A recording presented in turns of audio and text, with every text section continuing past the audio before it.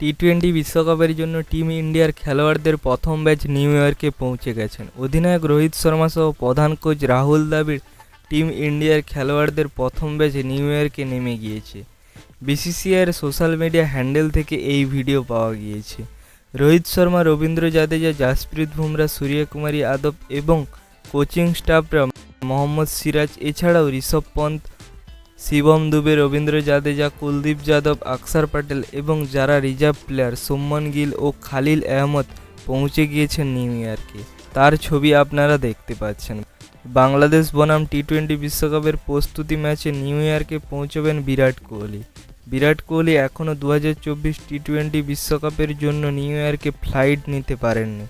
ভারতের এই তারকা ব্যাটসম্যান সম্ভবত 1 জুন বাংলাদেশের সঙ্গে প্র্যাকটিস ম্যাচের আগে স্কোয়াডে যুক্ত হবেন। খেলোয়াড়দের দ্বিতীয় ব্যাচও শীঘ্রই পৌঁছে যাবেন।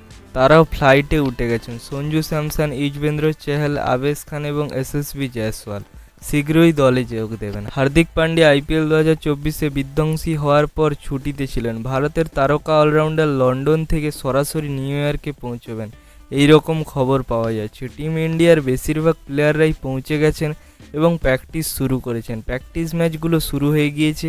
ভিডিওটি ভালো লাগলে একটি লাইক করুন। চ্যানেলে নতুন হয়ে থাকলে চ্যানেলটিকে সাবস্ক্রাইব করে রাখুন ক্রিকেটের সমস্ত খবর পাওয়ার জন্য। Thanks for watching.